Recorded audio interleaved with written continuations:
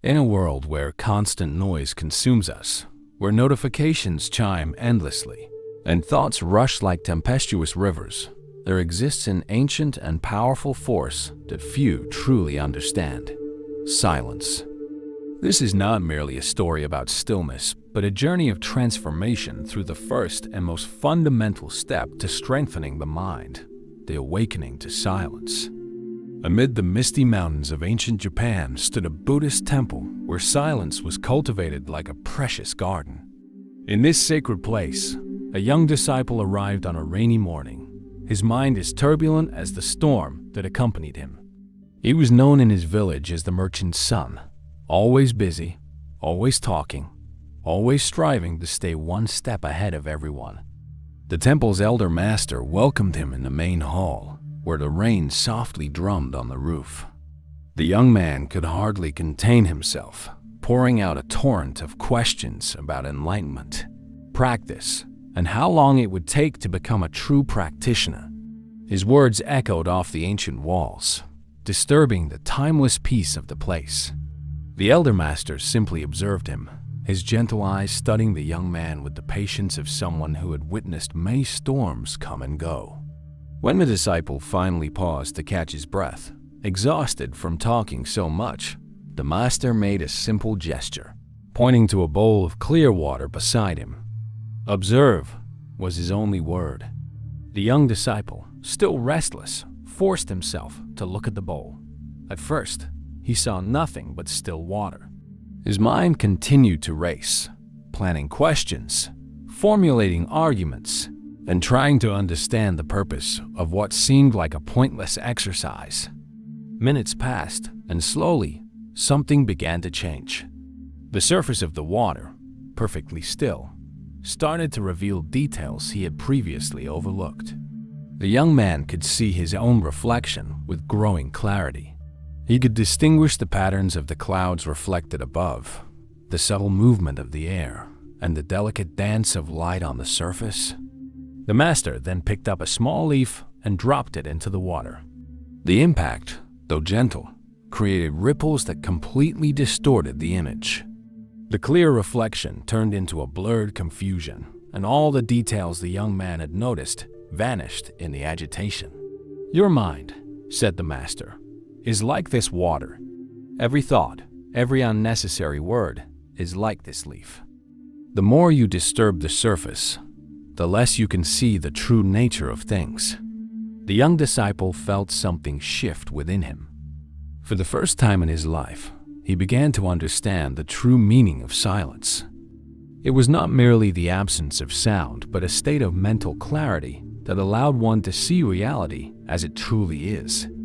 In the days that followed, the master assigned the young man a seemingly simple task: to sit in the temple garden and observe the sunrise. The only rule was that he had to remain in complete silence, not just outwardly, but inwardly as well. Each time a thought arose, he was to gently acknowledge it and let it go, like passing clouds in the sky. The challenge proved far more difficult than the young man had imagined. His mind, accustomed to constant movement, fiercely resisted any attempt to quiet down. Thoughts about his family, his duties, his ambitions, his worries all seemed to shout even louder in the stillness of the garden. But something unexpected began to happen. With each passing morning, with every attempt to calm his turbulent mind, the young man discovered a new kind of strength emerging within him. It was as if silence, once his enemy, began to reveal itself as a powerful ally in his journey of self-discovery. One morning, as the sun rose over the mountains, the young man realized he had spent the entire session in a state of crystalline clarity, much like the water in the master's bowl. His mind, once a constant whirlwind, had found a center of stillness he had never known he possessed. The noise of the outside world remained unchanged, but something fundamental within him had transformed. The master, observing from a distance, recognized the precise moment when understanding dawned upon his disciple. The young man had discovered that silence was not an emptiness to be feared, but a living force that nurtured the mind and strengthened the spirit. It was the first step of a long journey, but perhaps the most significant one. That same morning, as the young disciple sat in the garden, his gaze now calmer and more focused, the elder master quietly approached and sat beside him. Dew still clung to the leaves of the plants, and the morning mist danced softly among the temple trees. The master placed a small bowl of rice in front of the disciple and another for himself. Instead of beginning to eat, he simply observed his bowl with such deep attention that it intrigued the young disciple. For several minutes, they sat there in complete silence, simply observing their bowls of rice. Applying what he had learned about silence, the disciple began to notice things he had never seen before in something as ordinary as a bowl of rice. He saw how each grain reflected the morning light in a unique way. He noticed the subtle patterns formed by the rising steam and how the aroma of the rice came in waves, shifting with the breeze. Without saying a word, the master picked up a single grain of rice and held it against the light of the rising sun. The disciple watched, fascinated, as that small grain reflected light, seeming to contain entire universes within it. The master then placed the grain back into the bowl and began to eat, each movement deliberate and mindful.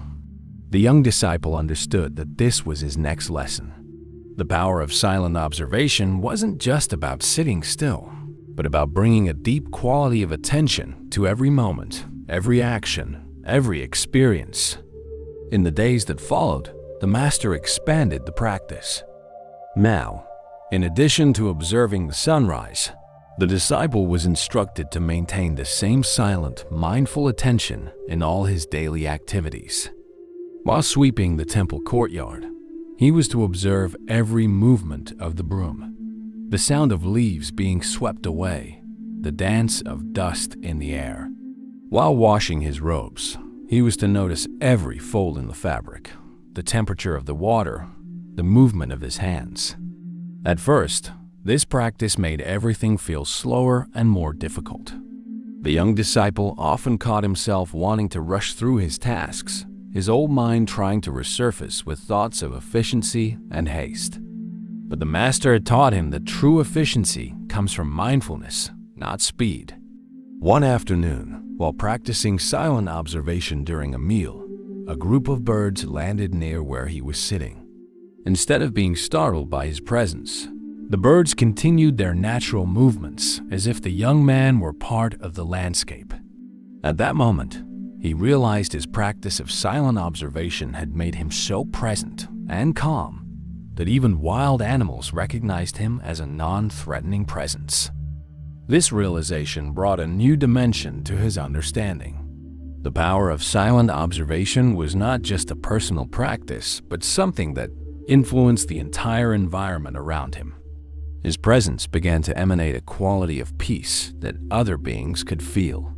The master, observing his disciple's progress, noticed how his movements had become more graceful, his gaze sharper, and his presence more grounded in the present moment. The young man, who once rushed from one task to another, always chasing the next thing, had learned to dance with the natural rhythm of life. One night, during an especially fierce storm, lightning struck an ancient tree in the temple grounds. The deafening crash startled many of the other disciples, who ran out in alarm to see what had happened. The young disciple, however, maintained his practice of silent observation. Instead of reacting with fear or excitement, he observed the scene with tranquil clarity, watching the flames dance in the darkness, the way the sound of rain mixed with the crackling fire, and how the shadows flickered against the temple walls.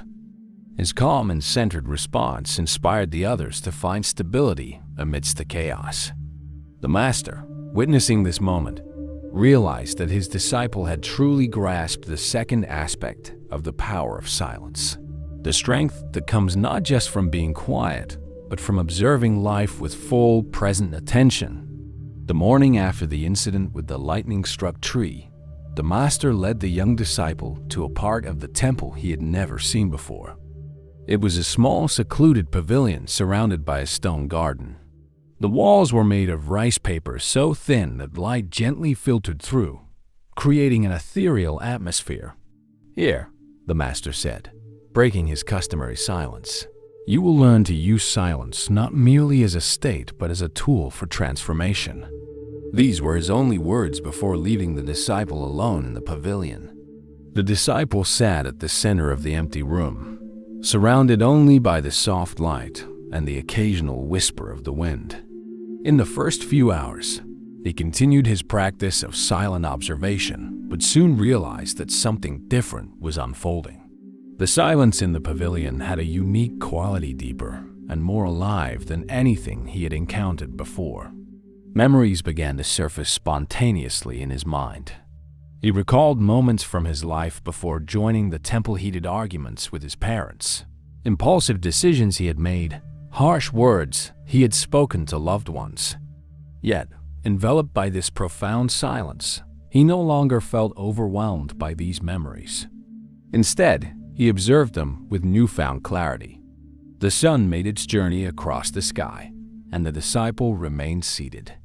The golden light of dusk gave way to the gentle glow of moonlight filtering through the paper walls. During this transition, he began to understand. Silence was not merely the absence of speech or observation. It was an active force capable of transforming one's relationship with personal experiences.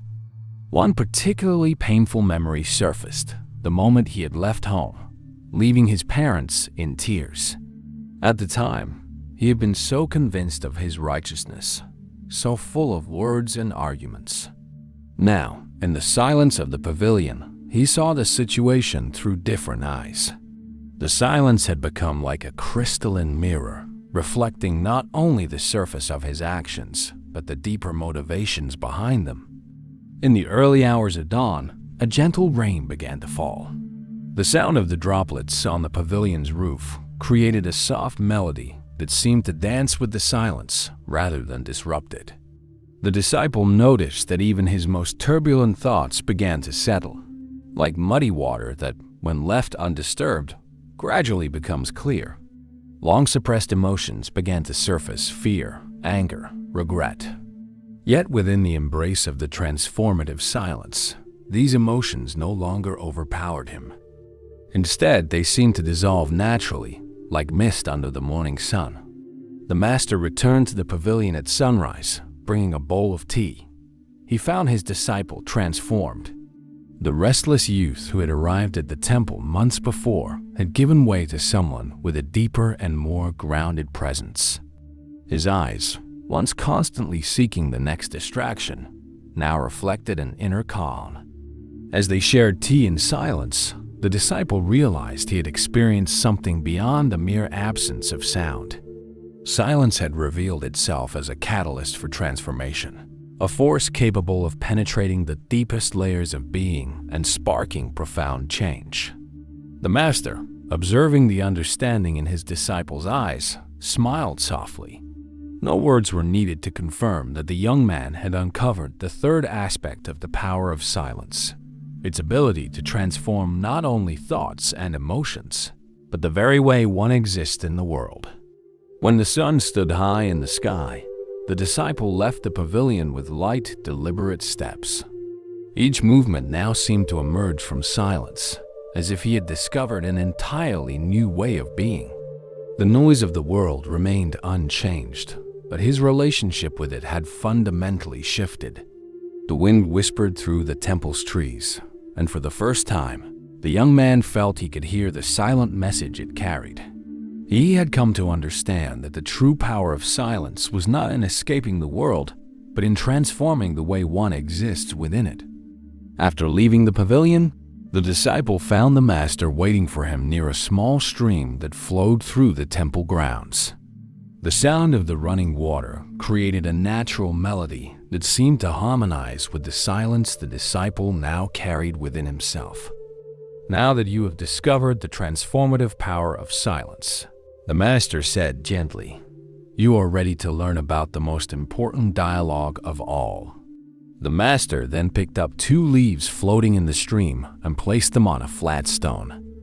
Observe how the water has left its unique marks on each leaf. He continued, just as our experiences leave their marks on our consciousness. The disciple sat by the stream, letting the sound of the water blend with the silence he had cultivated. It was then that he began to sense a different voice emerging from within, not the usual voice of his thoughts, but something deeper, subtler. In the days that followed, the master instructed the disciple to spend several hours by the stream, not merely in silence, but in a state of deep listening.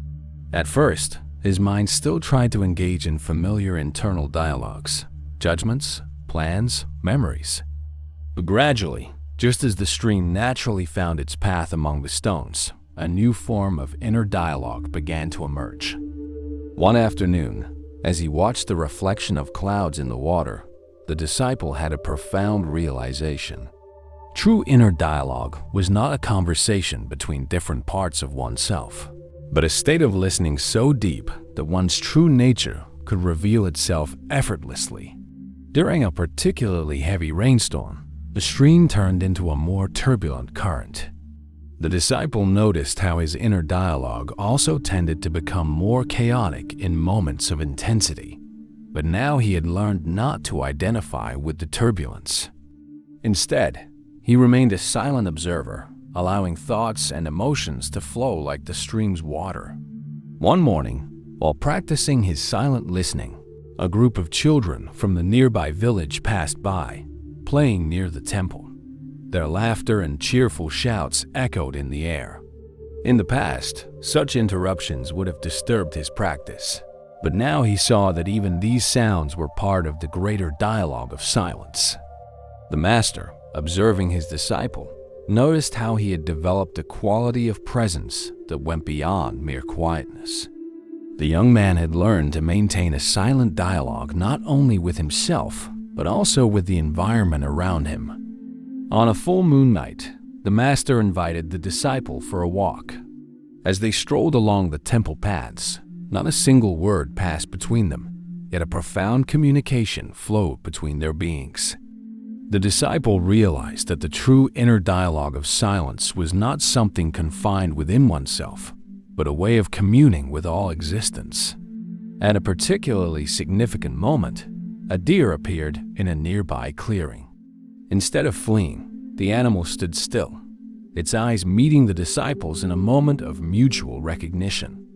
In that instant, the young man experienced a wordless dialogue that transcended any verbal communication he had ever known. The master, witnessing the encounter, smiled softly. His disciple had discovered that the inner dialogue of silence was not an isolated practice, but a way of being in communion with all of life. As the moon continued its journey across the night sky, the disciple felt a profound peace settle within him. The inner dialogue that had once been dominated by worries, fears, and desires had transformed into a sacred conversation with existence itself. Returning to the temple, the young man realized that every step he took now arose from a place of deep listening. Silence was no longer merely the absence of sound. It had become a state of constant communion with an inner wisdom that had always been present, waiting to be uncovered. The stream continued its eternal song, and the disciple now understood that its music was just one of the infinite voices in the great dialogue of silence. He had learned that the deeper he ventured into silence, the richer and more meaningful the conversation became. The following morning, after the moonlit walk, the temple received unexpected visitors. A group of merchants had arrived, bringing with them the noise and bustle of the outside world. Their loud voices and laughter echoed through the sacred halls, disrupting the serene atmosphere of the temple. The master gathered his disciples in the main hall, and everyone noticed how the young disciple remained especially calm amid the commotion. The merchants, entering the hall, began speaking about their businesses, discussing how the temple could benefit from their goods, and claiming that modernization was inevitable. While some of the monks showed signs of discomfort, the young disciple maintained his serenity. The silence he had cultivated was no longer just a practice, but had become a natural shield against external disturbances. The leader of the merchants, a man with a particularly loud voice and expansive gestures, addressed the young disciple directly, perhaps intrigued by his unshakable calm. He began questioning the value of a life dedicated to meditation, arguing that the world needed action, not contemplation. Instead of defending himself or engaging in debate, the disciple remained centered in his silence. His eyes met the merchant's with a tranquil compassion that caused the man to gradually lower his voice. The young disciple's silence was not a barrier, but a presence so palpable it began to affect everyone in the hall. One of the younger merchants, noticing the shift in atmosphere, packed away his goods and sat quietly. Others followed suit until the entire hall was enveloped in a profound and meaningful silence. The master watched, pleased, as his disciple demonstrated one of the most important lessons. True silence, when deeply cultivated, becomes a natural protection against the world's disturbances, not through resistance, but through conscious presence. That afternoon, a fierce storm struck the temple. The winds howled, and thunder shook the ancient walls. The merchants, having decided to spend the night at the temple due to the weather, grew agitated and fearful. The young disciple, however, moved about the temple with the same serenity as before. His silent presence began to serve as a safe harbor for the frightened visitors. Without using words, he guided them through simple, centered actions. When a particularly bright lightning bolt lit up the sky, followed by a deafening thunderclap, one of the younger merchants dropped a valuable porcelain piece. Instead of reacting with alarm, the disciple knelt down and began gathering the shards with deliberate and gentle movements. His silent and compassionate response transformed what could have been a moment of panic into a lesson on acceptance and presence. The merchants, observing his conduct, began to realize that the silence he practiced was not an escape from the world, but a way to face its storms with grace and poise. During the night, as the storm continued outside, the disciple served tea to the visitors. Every movement he made was a demonstration of how silence could serve as a protective shield, not through isolation, but through full and conscious presence. The leader of the merchants, who earlier had questioned the value of a contemplative life, now regarded the young disciple with newfound respect. He began to see that there was an extraordinary strength in that silence, a strength that did not need to assert itself to be effective. The next morning, as the storm had passed and the merchants prepared to leave, something had shifted in their demeanor. The young disciple's silence had touched something deep within each of them, revealing a different way of being in the world. The master, who had silently observed everything, knew that his disciple had grasped a fundamental truth. Silence, when truly embodied, becomes a natural protection against life's disturbances, not by creating barriers, but by establishing an unshakable inner peace. After the departure of the merchants, the temple returned to its usual routine, but something had subtly changed. The other disciples began to seek out the young monk, not for his words, but for his presence. His way of being had become a living lesson on the power of silence. The master, sensing that his disciple was ready for the final lesson, called him to the Zen garden at sunset. The sky was painted in shades of orange and purple, and the first stars were beginning to appear on the horizon. "You have awakened to silence," the master said softly. "You have discovered the strength of silent observation, experienced its transformative power, delved into the inner dialogue, and understood how it can serve as a shield. Now it is time to comprehend its legacy." The master picked up a small bell and rang it once. The sound reverberated through the garden, and even after it seemed to fade, a special quality lingered in the air. True silence, the master explained, is not the absence of sound, but the source of all genuine expression. That night, the disciple remained in the garden, reflecting on his journey. He remembered the restless young man who had arrived at the temple, always anxious for answers, always chasing the next moment. Now, he understood that silence was not a destination to be reached, but a living presence to be cultivated and shared. The following morning, a group of children from the nearby village visited the temple. To everyone's surprise, the master assigned the young disciple to welcome them. Without using words, he guided the children through the garden, his silent presence naturally calming their restless energy. One child, particularly excitable, reminded him of himself when he first arrived at the temple. With gentle gestures and a kind smile, he showed the child how to observe a blooming flower. That shared moment of discovery was more powerful than any words could have been. At dusk, after the children had departed, the master found his disciple sitting near the same stream where he had once learned about the inner dialogue of silence. "Now you understand," the master said, "that the true legacy of silence is not something we keep for ourselves, but a gift we share with the world." The disciple smiled, finally grasping the fullness of his teachings. Silence was not merely a personal practice, but a force capable of touching and transforming everyone around him. It was a living legacy, passed on not through words, but through one's very being. That evening, as the stars sparkled above the temple, the master gathered all the monks for one final teaching. The young disciple sat silently, his presence radiating the peace he had cultivated. "The power of silence," the master began, "does not lie in escaping the world or denying its noisy nature. It lies in finding, amidst life's chaos, an unshakable center of peace. True silence is a living force that awakens us to our deepest nature, teaches us to observe with clarity, transforms us from within, allows us to engage with our true essence, protects us from the world's disturbances, and ultimately becomes a gift we offer to all beings. This," the master continued, gazing at his young disciple, "is the legacy of silence, the understanding that the deepest peace is not something we find by fleeing the world, but something we cultivate and share, even amidst its fiercest storms."